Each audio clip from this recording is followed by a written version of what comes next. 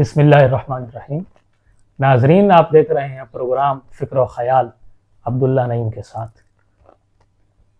ہم چاہتے ہیں کہ مختلف موضوعات سماجی حوالے سے، سیاسی حوالے سے، تاریخی، علمی اور ادبی حوالے سے، ثقافتی حوالے سے ایسے موضوعات کو سامنے لایا جائے اور ایسے چہرے، ایسے لوگ جن کے ایسے مطالعات ہیں اور جو سامنے نہیں آ سکے ان کو بھی سامنے لایا جائے۔ آج ہمارا موضوع تصوف کے حوالے سے ہے۔ تصوف جو ایک متنازع موضوع بھی ہے، اختلافی موضوع بھی ہے۔ اس کی جتنی تعریف کی گئی اور جتنی تاریخ لکھی گئی، اتنا ہی اس کے خلاف مباحث بھی موجود ہیں۔ وہ تحریری صورت میں بھی ہیں اور تقریری صورت میں بھی۔ ہم دیکھتے ہیں تصوف میں مختلف سلاسل ہمارے سامنے آتے ہیں۔ کچھ سلاسل صدیق اکبر سے چلتے ہیں، کچھ حضرت علی سے ہیں، اور ان میں کثیر تعداد وہ ہے جو حضرت علی سے چلے۔ آج ہمارے ساتھ تشریف رکھتے ہیں اس پروگرام میں مہمان جناب تاشفین آتے ہیں۔ بہت شکریہ آپ کی تشریف آوری کا۔ آپ سلسلہ عظیمیہ کے مرید ہیں۔ آپ نے سلسلہ عظیمیہ کے جو مختلف مراحل ہیں اس میں آپ شریک ہوتے ہیں۔ سلسلہ عظیمیہ پاکستان میں ہی موجود ایک سلسلہ ہے، لیکن دنیا بھر میں اس کی جو علمی اور ادبی خدمات ہیں جانی پہچانی جاتی ہیں۔ تصوف کے حوالے سے کچھ لوگوں کا خیال ہے کہ یہ یونان سے ابھرنے والا ایک تصور اور ایک نظریہ ہے جو غیر اسلامی ہے۔ کچھ اس کو فارس یعنی ایران سے منسوب کرتے ہیں۔ علامہ اقبال کے خطوط میں ایسے تصوف سے اختلاف کیا گیا۔ عرب اور ایران، ہم شروع سے دیکھتے ہیں اس میں سیاسی کشمکش موجود ہے، سیاسی طور پر اختلافات پائے جاتے ہیں۔ تصوف کی سطح پر بھی اس میں اختلافات موجود ہیں۔ ہم جاننا چاہیں گے تاشفین عاطر سے کہ آپ بتائیے کہ آپ کے نزدیک تصوف کیا ہے؟ دیکھیں، تصوف جو ہے وہ روح سے واقفیت، روح کی تلاش اور روح کے عرفان حاصل کرنے کا نام۔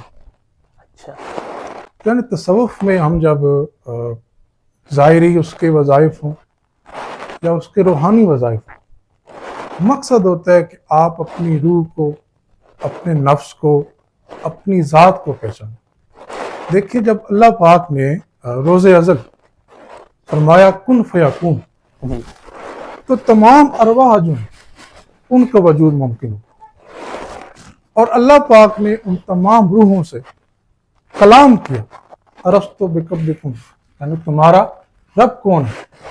تو تمام روحوں نے جواب دیا قالوا بلا، کہ آپ ہی ہمارے رب ہیں۔ یعنی سب سے پہلے روح نے جس ہستی کو دیکھا وہ اللہ پاک کی ہستی، اور جس سے ہم کلام ہوئی روح وہ بھی اللہ پاک کی ہستی تھی، اور جس کو دیکھا وہ بھی اللہ پاک کی ہستی۔ تو یعنی ہم یہ کہہ سکتے ہیں کہ ہماری روح اور اس کے اندر یہ علم ودیعت کر دیا گیا ہے کہ آپ اللہ کی ذات کو دیکھ سکتے ہیں، اللہ کی ذات کو سن سکتے ہیں، اور اللہ کی ذات سے ہم کلام ہو سکتے ہیں۔ تصوف آپ کو اس قابل بناتا ہے۔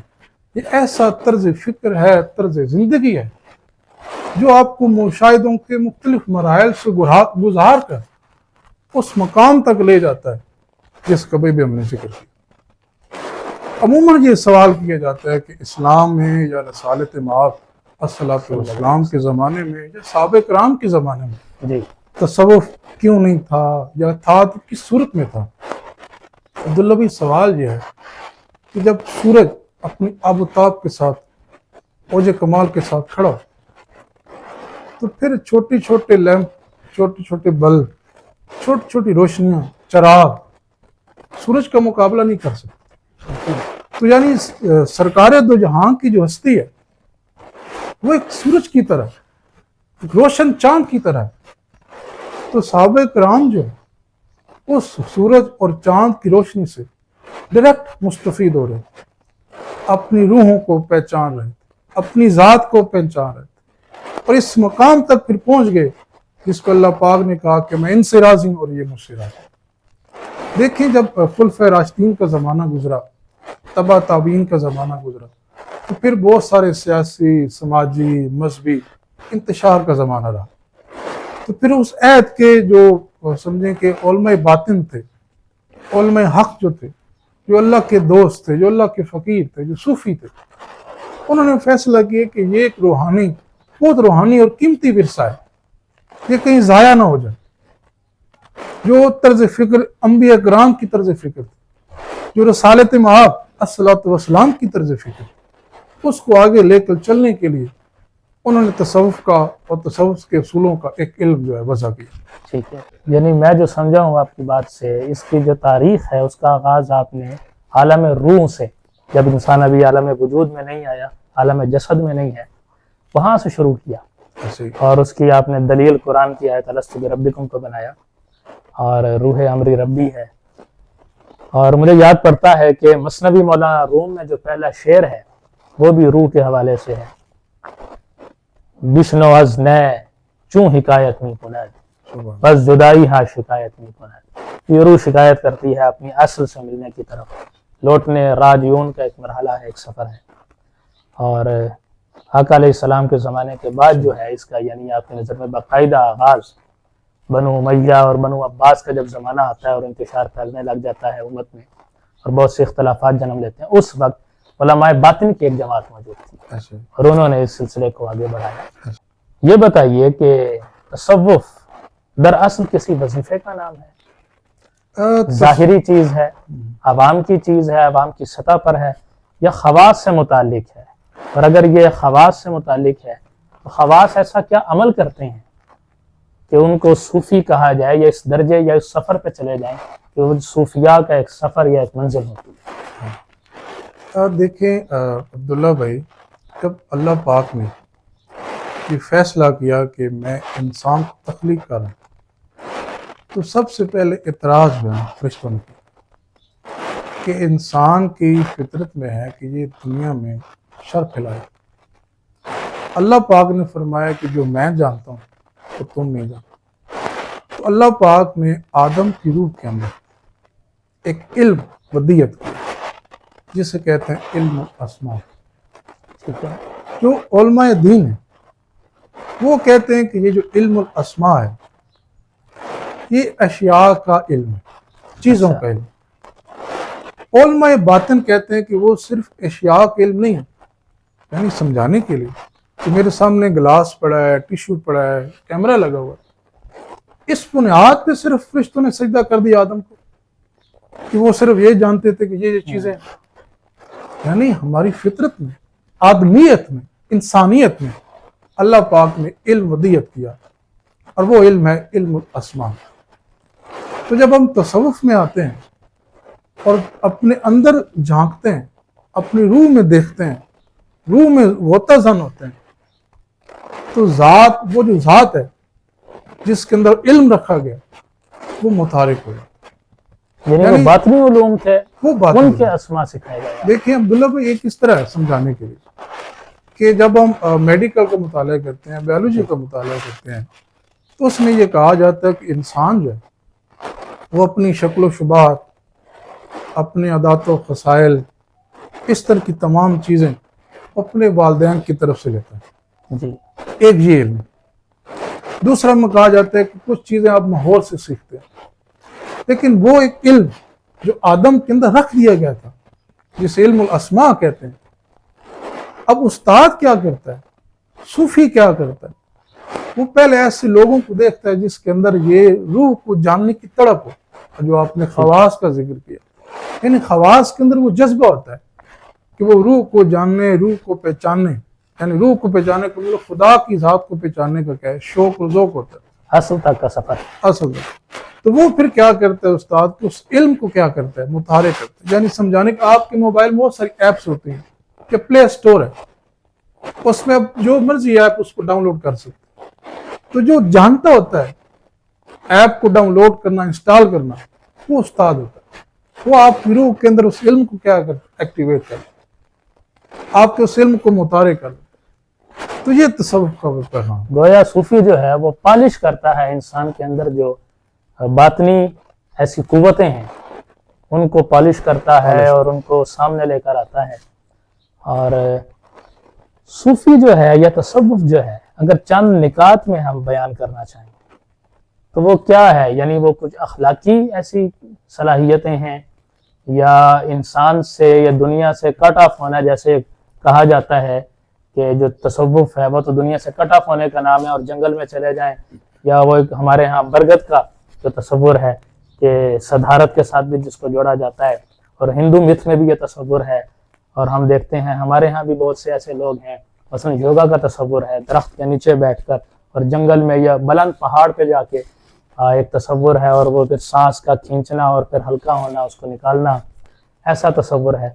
تو یہ جو مرحلہ ہے دراصل انسان سے جڑا ہوا ہے تصوف، انسان کے ساتھ اخلاقیات کا جو مکارم اخلاق کا تصور ہے، اچھے اخلاق سے پیش آنا، یا انسان سے کٹ آف ہو کر صرف خدا کی پرستش کرنا اور اس کی یاد میں خود کو محو کرنا، یہ تصور ہے۔ دیکھیں جب ہم اب باقی مذاہب کی طرف دیکھتے ہیں، وہ چاہے ہندو مذہب ہو، بدھ مت ہو، وہ ہندو مذہب کے جو سمجھے پیشوا ہیں، جو ان کے پنڈت ہیں، وہ گھر بار چھوڑ کر پہاڑوں پہ جنگلوں میں چلے جاتے ہیں، رہبانیت کو اختیار کرتے ٹھیک ہے، ہیں۔ اس طرح عیسائیت میں بھی کیا ہے کہ وہ اپنے اس خاص علم کو سیکھنے کے لیے جی گھر بار کو چھوڑ کر اور تمام عمر نہ شادی کرتے ہیں نہ بچے پیدا کرتے ہیں، اس وجہ سے کہ ہم اس علم سے یا اس فکر سے کہیں دور نہ ہو جائیں۔ ٹھیک ہے، اس طرح جو بدھ مت کے ماننے والے ہیں، وہ سال ہر سال پہاڑوں میں زندگی بسر کرتے ہیں، نہ کھاتے ہیں نہ پیتے ہیں، نہ شادیاں ہیں نہ بچے ہیں نہ بیویاں ہیں، نہ دنیا کی کوئی پرواہ نہیں۔ لیکن اسلام جو ہے، دیکھیں اسلام میں اللہ پاک نے دو چیزیں بیان کی ہیں، ایک ہے حقوق اللہ اور ایک ہے حقوق العباد۔ اللہ پاک نے فرمایا ہے کہ جو بندہ میری صفات میں اور میری ذات میں شرک کرے گا، یعنی حقوق اللہ جو ہے میں اسے معاف نہیں کروں گا، اور دوسری طرف فرمایا کہ جو حقوق العباد پورے نہیں کرے گا میں اس کو بھی کیا ہے معاف نہیں کروں گا۔ تو اسلام جو ہے، جب اسلام کے اس اسلام کے نقطہ نظر سے جب ہم تصوف کو دیکھتے ہیں تو ہمارے ہاں لوگ شادیاں بھی کرتے ہیں، عام زندگی گزارتے ہیں، دنیا کے معاملات بھی ہوتے ہیں، بچے بھی ہیں، شادیاں بھی ہیں، تعلیم بھی ہے، کاروبار بھی ہے۔ لیکن ہمارے ہاں جو تصوف کا کنسپٹ وہ یہ ہے کہ آپ ہر وقت ہم مسو 24 گھنٹے آپ ایک رابطہ کیا ہے اللہ تعالیٰ سے قائم۔ حضرت سلطان باؤ نے فرمایا تھا کہ جو دم غافل سو دم کافر، مرشد پڑھایا، مرشد پڑھایا۔ تو یہ جو کنسپٹ ہے اسلام میں تصوف وہ یہ ہے کہ آپ اس تصوف آپ کو کیا کرتا ہے کہ آپ 24 گھنٹے ایک رابطہ آپ کے خدا کی ذات کے ساتھ قائم۔ ٹھیک ہے، اور دوسرا یہ کہ یہ دیکھیں جب ہم نماز کا جو صلاۃ کا ذکر کرتے ہیں، صلاۃ قائم کرنا اور صلاۃ پڑھنا دو الگ مفہوم اور معنی ہے اس کے۔ دیکھیں صلاۃ کا مطلب ہے قائم رکھنا یا تعلق قائم کرنا۔ ہم ایک جسمانی ہے کہ آپ 5 وقت جاتے ہیں اور جسمانی طریقے سے کیا کرتے ہیں نماز قائم کرتے ہیں، ایک ہے کہ آپ 24 گھنٹے ہر وقت ہر سو ہر ٹائم کیا کریں اللہ کے ساتھ آپ کو کیا ہے رابطہ ایک تعلق کیا ہے قائم ہو جائے۔ یعنی آپ کے خیال، آپ کی سوچ اور فکر میں جو محور اور مرکز ہو وہ خدا کے ساتھ ہے، یعنی آپ دنیا میں جو کام کریں وہ کیا رف اللہ لو آپ کی وہاں لگی ہے۔ لو آپ کی وہاں لگے۔ آپ کا تعلق سلسلہ عظیمیہ سے، سلسلہ عظیمیہ کا تعارف، تاریخ اور اس کی جو علمی ادبی خدمات ہیں تو وہ کیا کیا ہیں، وہ ذرا ناظرین کو بتائیں۔ ابدال حق حسن اخرا سید محمد عظیم برخیہ المعروف قلندر بابا اولیاء، یہ ہمارے سلسلہ عظیمیہ کے امام ہیں اور انہوں نے ہی سلسلہ عظیمیہ کی بنیاد رکھی، اچھا، اور اس سلسلے کو 1960 میں باقاعدہ اس کی کیا ہے بنیاد رکھی۔ یہ کراچی میں اس کی یہ بنیاد؟ کراچی میں اس کی بنیاد رکھی، ٹھیک ہے، کیونکہ قلندر بابا اولیاء رحمۃ اللہ علیہ جو ہیں ایک روحانی اور علمی خاندان کے چشم و چراغ تھے اور نجیب و طرفین سادات ہیں، سید تھے، سید ہیں۔ تو ایک ان کے خاندان کے جو ان کے نانا حضور ہیں سید تاج الدین ناگپوری، یہ بہت بڑے اولیاء کرام میں شمار ہوتے ہیں اور ان کا ناگپور میں ہندوستان میں ان کا دربار ہے۔ اچھا، اور پھر انہوں نے ابو الفیض سہروردی جو سہروردی سلسلے کے بہت بڑے صوفی بزرگ ہیں ان سے انہوں نے استصحاب فیض کیا اور پھر اس کے بعد انہوں نے سلسلہ عظیمیہ کی بنیاد رکھی۔ یہ عظیمیہ جو ہے، عظیم کسی یہ بزرگ کا نام تھا؟ ان کا نام کہ محمد عظیم ہے، اچھا، اس نسبت سے انہوں نے کیا منسوب ہو گیا وہ سلسلہ عظیمیہ ہو گیا۔ اور اس کے بعد انہوں نے ایک کتاب لکھی قلندر بابا اولیاء نے، جو باطنی علوم اور روحانی اسرار و رموز اور اس کائنات کی جو روحانی اور تخلیقی فارمولے ہیں ان کے انکشافات پر مبنی ایک کتاب ہے۔ بابا حضور کا نام کیا ہے؟ ان کا بابا حضور کا نام ہے محمد عظیم برقیہ المعروف قلندر بابا اولیاء۔ ٹھیک ہے، تو انہوں نے یہ جو کتاب لکھی جس کا نام ہے لوح و قلم، اچھا، ان کے بارے میں کہا جاتا ہے کہ یہ کتاب حضور الصلاۃ والسلام خاتم النبیین صلی اللہ علیہ وآلہ وسلم کی اجازت سے یہ کتاب لکھی گئی، اور یہ روحانی اسرار و رموز اور اس کائنات کی تخلیقی فارمولوں پر یہ کتاب کہہ جی مبنی ہے۔ تو آپ نے قلندر بابا اولیاء نے اب مختلف شاگردوں کو روحانی طور پہ، اخلاقی طور پہ تیار کیا، اور آپ کا کیونکہ وصال 27 جنوری 1979 میں ہوا، تو اس کے بعد جو آپ کے سلسلے کے خانوادہ مقرر ہوئے وہ خواجہ شمس الدین عظیمی رحمۃ اللہ علیہ۔ تو انہوں نے نہ صرف کراچی میں اور نہ ہی صوبہ سندھ میں بلکہ پورے پاکستان اور اس کے علاوہ دنیا کے جو 30 بڑے ممالک ہیں ان میں سلسلہ عظیمیہ کی سمجھو ترویج و اشاعت کی، ٹھیک ہے، تقریروں کے ذریعے سے، خطابات کے ذریعے سے، اور اس تحریروں کے ذریعے سے، رسالوں اور کتابوں کے ذریعے سے، اور اس کے بعد پاکستان سمیت پوری دنیا میں جہاں جہاں ہمارا سلسلہ کام کر رہا ہے وہاں مراقبہ سنٹرز اور روحانی لائبریری کے نام سے ایک سنٹرز قائم ہیں، اور وہاں لوگ ہفتہ وار اور اس کے بعد مہینے کے بعد لوگ وہاں اکٹھے ہوتے ہیں، ان کے ماننے والے، عقیدت مند، مراقبہ کرنے والے، مراقبہ سے استفادہ کرنے والے لوگ وہاں آتے ہیں اور مراقبہ کرتے ہیں، اور وہاں ان کی لائبریری سے جو ہمارے سلسلہ کا لٹریچر ہے اس کا مطالعہ کرتے ہیں۔ سلسلے کا لٹریچر کس قسم کا شائع کرتے ہیں؟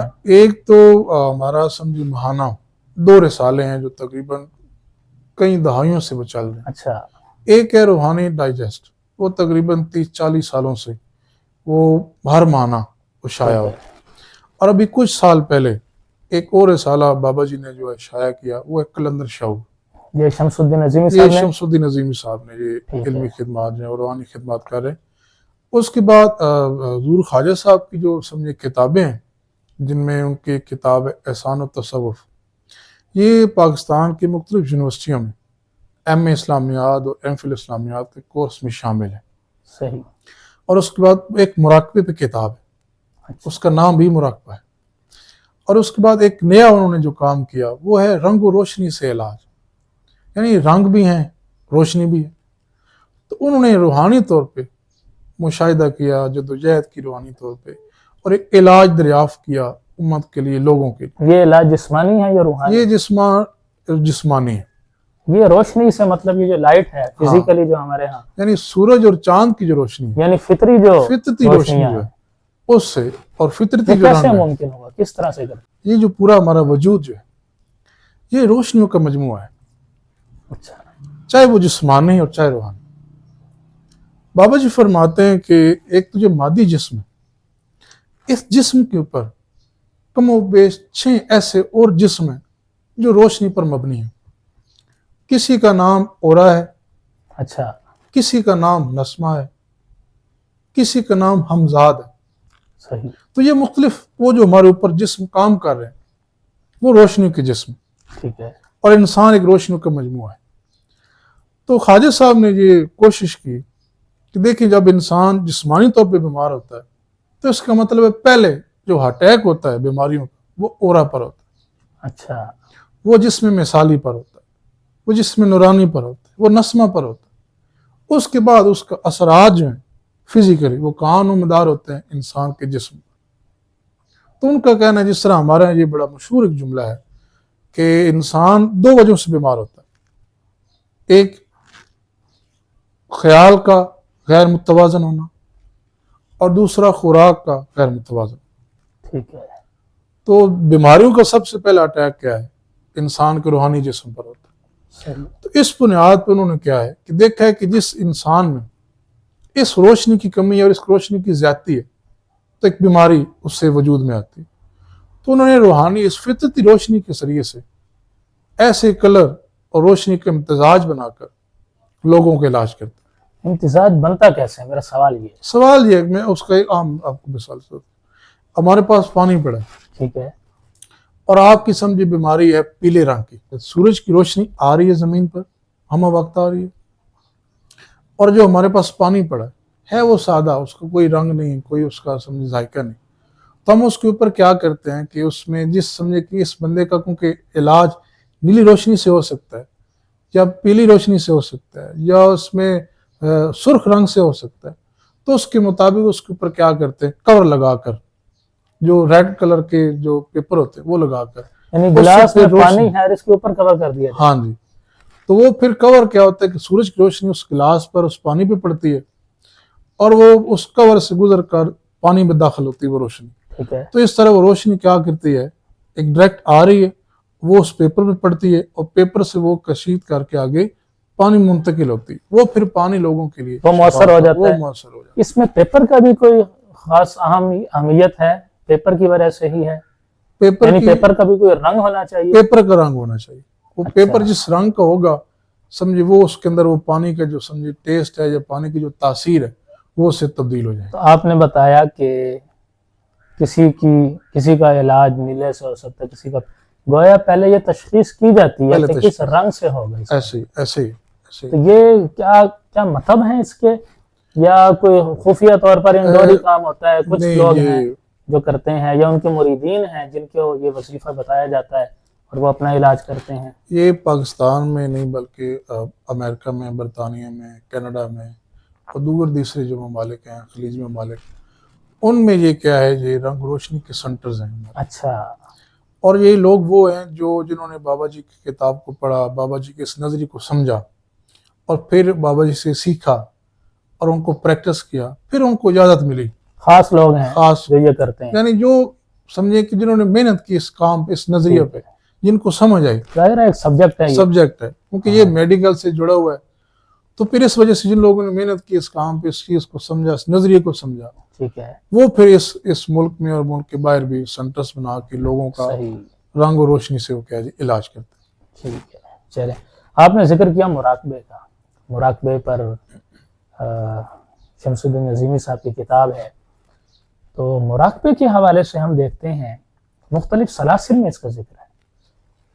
جیسے پہلے ذکر ہوا کہ کچھ لوگ دنیا سے کٹ آف ہو کر مختلف مذاہب میں یہ ایک تصور ہے، میڈیٹیشن کا تو تصور ہے، ہند میتھ میں ہم دیکھتے ہیں کہ یوگا کا ایک تصور ہے۔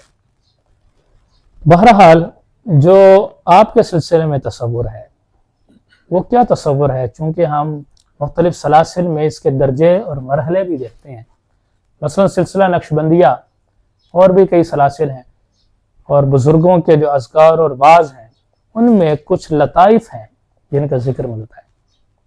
چند ایک تو وہ مراحل ہیں یا وہ نفوس ہیں جو قرآن سے اخذ کی ہیں، مثلا نفس امارہ ہے، لوامہ ہے، ملہمہ ہے، مطمئنہ ہے، یہ انسان کی بڑھوتری کے اور روحانی بالغی کے کچھ مدارج ہیں۔ اسی طرح کچھ ایسے ہیں جو کہتے ہیں کہ مراقبہ کا جو تصور ہے وہ ہمارے لطیفہ قلب سے شروع ہوتا ہے، اس کا جو آغاز نقطہ ہے وہ لطیفہ قلب ہے، اور اس کے خاص مقامات بھی بتاتے ہیں کہ جسم میں خاص مقامات ہیں جس کو عمومی طور پر قلب کہا جاتا ہے، وہ قلب نہیں ہے، روحانی طور پر اس کا کوئی اور مقام ہے۔ اسی طرح لطیفہ روح ہے، پھر اس کا مراقبہ ہے، پھر لطیفہ سر ہے، لطیفہ خفی ہے، لطیفہ اخفا ہے، لطیفہ نفس ہے۔ ان سب پر ایک طرح سے قابو پانا ہے، یا ان لطائف کا جو لطف ہے اور ان کا جو کشف ہے وہ حاصل کرنا ہے، اور ان کیفیات کا ہے۔ تو ایک تو یہ بتائیے کہ سلسلہ عظیمیہ میں آپ نے بتایا کہ مختلف جگہوں پر، مختلف شہروں میں، اضلاع میں مراقبہ ہال قائم ہے۔ مراقبہ ہال قائم کرنے کا مقصد کیا ہے؟ جب ہر ایک کے پاس گھر موجود ہو اور گھر میں بھی مراقبہ ہو سکتا ہے، پھر یہ مراقبہ ہال قائم کرنے کا کیا مقصد ہے؟ دوسرا، مراقبہ ہال کا قیام جو ہے وہ کس طرح سے ممکن ہوتا ہے؟ کیا سلسلہ عظیمیہ کے جو اس وقت سربراہ ہیں ان کا کاروبار ایسا ہے، وہ اکنامیکلی ایسی مدد کرتے ہیں، وہ مختلف شہروں میں جو مریدین ہیں ان کو وہ دیا جاتا ہے فنڈ؟ کوئی بھی شخص آ سکتا ہے، یا صرف سلسلہ عظیمیہ کے ہی جو مریدین ہیں ان کو اجازت ہے کہ یہاں پر جا کر مراقبہ کا عمل کریں، اور یہ عمل کس طرح سے وقوع پذیر ہوگا؟ سب سے پہلے تو یہ ہے کہ جب ہم سیرت کا مطالعہ کرتے ہیں تو سیرت النبی ہے، ایک حصہ وہ ہے جو آپ نے ابھی نبوت کا اعلان نہیں کیا، جو نبوت کے اعلان سے پہلے کا، 40 اور سال سے ایک قبل. جو 40 سال سے قبل. ٹھیک ہے. ایک وہ ایسا ہے سیرت نگاری میں، جو سیرت کے مطالعے میں، جو ان کی نبوت کے اعلان کے بعد کا ہے. صحیح ہے. اب اللہ کے پاک رسول جو ہیں، اب سب لوگ جانتے ہیں کہ غار حرا میں جاتے تھے، جی. اور تاریخ میں یہ بتاتی ہے کہ 3 سال کہیں یہ روایت ہے اور کہیں پہ یہ 7 سال کی روایت ہے کہ آپ غار حرا میں جاتے اور وہاں غور و فکر کرتے. یعنی یہاں غور و فکر کا مراد جو مطلب یہ کہ آپ مراقبہ کرتے، یعنی غور و فکر سے مراد جو ہے وہ اپنی مراد ذات پر غور و فکر ہے. کائنات پر، ٹھیک ہے. اپنی ذات پر، خدا تعالیٰ پر، اور خدا تعالیٰ کی اس کائنات میں جو نشانی ہیں ان پر. یعنی یہ دائرے ہیں، یہ خدا، انسان اور کائنات، ان پر غور و فکر ہے. ان کو غور و فکر. کیا یہ تنہائی کو اپنے اوپر از خود مسلط کرنا ہے یا کسی ذات کے بارے میں اس سے لو لگانا ہے؟ دیکھیں عبداللہ بھائی، آج کے زمانے کو دیکھیں، آپ نے کوئی ریسرچ کرنی ہو، کوئی تحقیق کرنی ہو، کوئی عمیق مطالعہ یا گہری سوچ کوئی اختیار کرنی ہو، تو آپ شور شرابے میں، شور و غل میں اب ممکن نہیں. تو آپ چاہتے ہیں کہ کہیں تنہائی میسر آئے. ٹھیک ہے. وہ تنہائی آپ کے گھر کے کسی گوشے میں بھی ہو سکتی ہے، مسجد میں بھی ہو سکتی ہے، محلے کے کسی مقام میں ہو سکتی ہے. تو اس کے لیے کچھ جنگلوں میں یا پہاڑوں میں جانا ضروری نہیں. ٹھیک ہے. مقصد یہ کہ آپ دنیا سے جو شور و غل ہے اس سے محفوظ ہو کر آپ تنہائی میں کیا ہے اس پہ غور و فکر کریں. ٹھیک ہے. اب آپ نے سوال کیا کہ مراقبہ کیا ہوتا ہے. دیکھیں میرے استاد بتاتے ہیں کہ مراقبہ جو ہے وہ خاک سے خدا تک کا سفر ہے. واہ. یعنی یہ اس خاک کو کیا کرتا ہے، خدا تک لے جاتا ہے، اور خدا سے کیا کرتا ہے، ملوا بھی دیتا ہے، تعلق باللہ.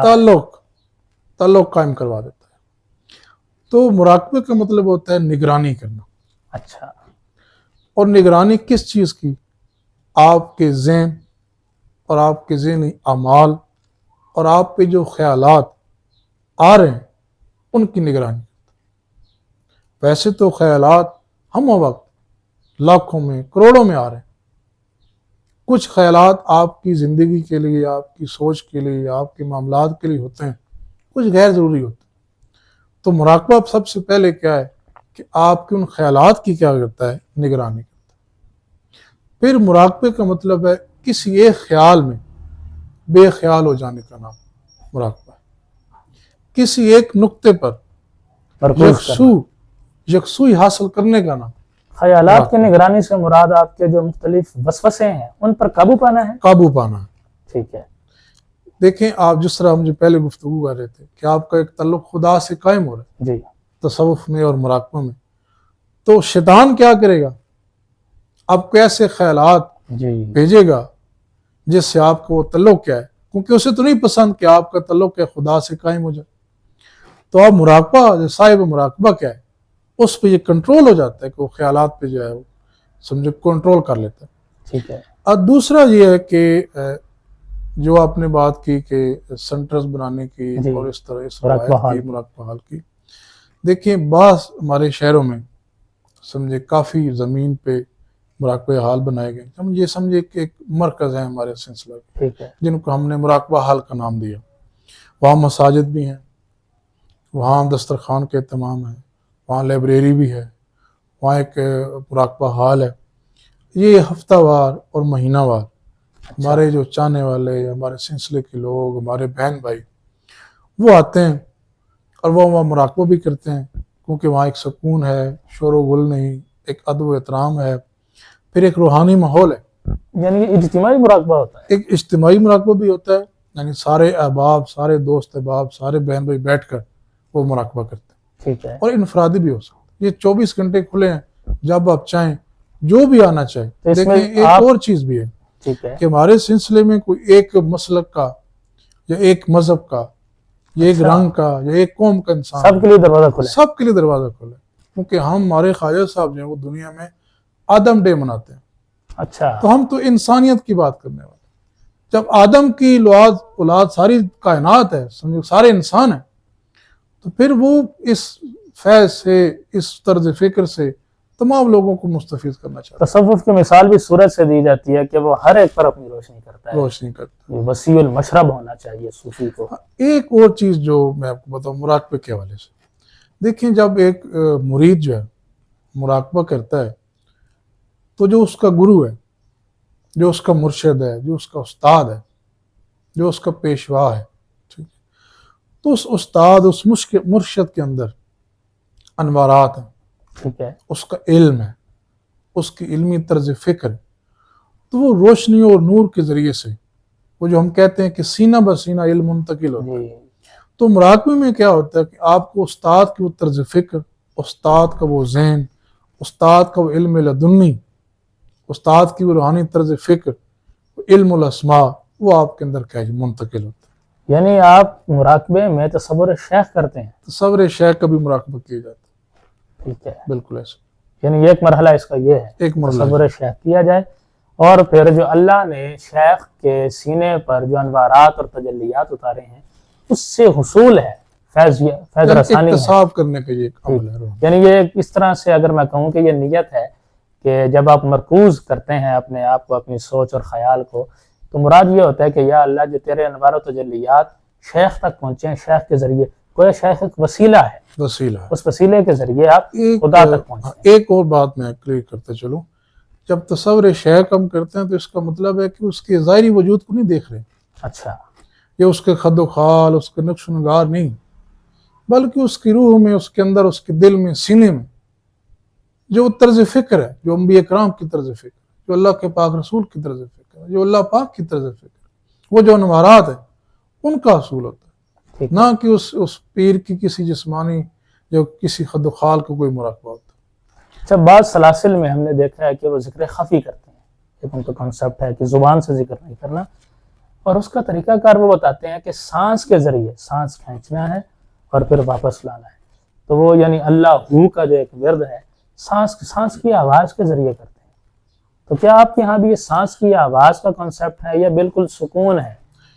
ہمارے ہاں جو سمجھے سلسلہ کو سمجھے ذکر جو ہے وہ ہے یا حیو یا قیوم. مراقبے میں یہ مراقبے میں بھی ہے، اور ویسے 24 گھنٹے ہم نے کرنا ہوتا ہے. ٹھیک ہے.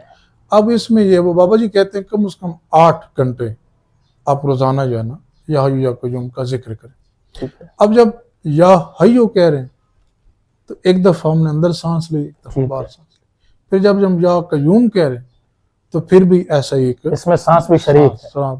یعنی آپ کا پھر جب ایک رکت طاری ہو جاتی ہے، ایک سمجھے کیفیت طاری ہو جاتی ہے، تو پھر آپ کا وجود، پورا وجود اس ذکر میں محو ہو جاتا ہے. آپ پاؤں بھی ہلا رہے ہیں، ہاتھ بھی ہلا رہے ہیں، آنکھیں بھی چپکا رہے ہیں اور سانس بھی لے رہے ہیں، تو آپ یا حیو یا قیوم کر رہے ہیں. یعنی وہ آپ پر ایک طرح سے طاری آپ نے اپنے کر لیا خدا کا ذکر. آپ کاروبار زیست کرتے رہیں لیکن آپ کا جو ذکر ہے، جو آپ کا دل ہے، وہ ذکر اللہ میں محو ہے، وہ لگا رہے گا اسی میں. ایسے بالکل ایسے. اور مجھے یاد آ رہا ہے سلطان باہو کا، ان کے جو تصورات ہیں ان میں وحدت المقصود کا ایک تصور ذکر کیا جاتا ہے. ایک ہمارے ہاں وحدت الوجود کا تصور ہے، ایک وحدت الشہود کا تصور ہے جو سرمد سے منسوب ہے، اور مجدد الافسانی کو بھی اس سے منسوب کیا جاتا ہے. اور ایک وحدت المقصود ہے کہ مقصد جو ہے، گویا میں جو سمجھا ہوں آپ کی باتوں سے، یہ جو مراقبہ ہے آپ کا ایک مقصد ہے، ایک ذات تک پہنچنا، اور وہ مرکز ہے. آپ کے تمام تصورات، تمام خیالات کا جو مرکز ہے وہ ذات ہے، گویا وہ جو مقصد ہے. یعنی آپ کا مقصد یہ نہیں ہوتا کہ آپ کو ہر ایک چیز کی جمالیات ہیں، ہر صنف کی، ہر میدان کی، ہر سبجیکٹ کی، تو اس کی روحانی جمالیات بھی ہیں. اور روحانی جمالیات میں جب آپ مراقبے میں بیٹھتے ہیں تو آپ کو وہ جمالیات کا لطف حاصل ہو رہا ہوتا ہے. تو یہ جو جمالیات کا لطف حاصل کر، یہی اصل ہے، یا آپ کا کوئی خاص ذات ہے جو مقصد ہے یا مقصود ہے، وہاں تک پہنچنا ہوتا ہے آپ نے. مقصود تو دیکھیں چاہے وہ سلسلہ کوئی بھی ہو، ٹھیک ہے، ہمیں یہ اعداد و شمار کے مطابق کوئی تقریباً 200 سلاسل ہیں اس دنیا میں، روحانی سلاسل. اسی طرح مراقبے جو کو سمجھے قسمیں تقریباً 17 کے قریب ہیں. تو سب سلسلے کا یا سب مراقبے کرنے کا مقصد جو ہے وہ ہے کہ آپ اپنی ذات کو پہچانیں، اللہ کا قرب حاصل کریں، اللہ کی قربت حاصل کریں، حضور الصلوۃ والسلام کا تعارف نصیب ہو، اور آپ اس مقام تک پہنچ جائیں جس مقام پر وہ اللہ پاک رسول نے فرمایا کہ مومن جو ہے اس کی فراست سے ڈرو، واہ، وہ اللہ کے نور سے دیکھتا ہے۔ کیا بات ہے، بہت خوب۔ اور پھر ایک حدیث میں ہے کہ پھر ان لوگوں کا اللہ پاک کہتے ہیں کہ وہ پھر ہاتھ بن جاتا ہے، زبان بن جاتا ہے اور نگاہ بن جاتا گویا اس کی مدد جو ہے وہ شامل حال ہے، شامل ہے اور پھر اس کے پاس وہ روحانی طاقتیں آ جاتی ہیں۔ ہے۔ تو بہت خوب، بہت شکریہ آپ کا، آپ ہمارے پروگرام میں تشریف لائے۔ ناظرین، یہ کچھ بنیادی باتیں تھیں سلسلہ عظیمیہ کے حوالے سے، تصوف کے حوالے سے، اور سلسلہ عظیمیہ میں جو مختلف تصورات پائے جاتے ہیں، جیسے داشفین صاحب نے بتایا روشنی سے علاج کیا جاتا ہے، علمی اور ادبی خدمات کے حوالے سے آپ نے رسائل کا ذکر کیا، قلندر شعور کا ذکر کیا، روحانی ڈائجسٹ کا ذکر کیا، اور پھر بالخصوص مراقبہ حال کا قیام ہے، اور مراقبے کرنے کا مراقبہ کا جو کانسیپٹ ہے، جو تصور ہے، وہ بڑا ایک مختلف قسم کا ان کے ہاں تصور پایا جاتا ہے۔ تو ہم اسی طرح سے کوشش کرتے رہیں گے کہ مختلف موضوعات کے ساتھ حاضر ہوتے رہیں۔ آپ کا بہت شکریہ۔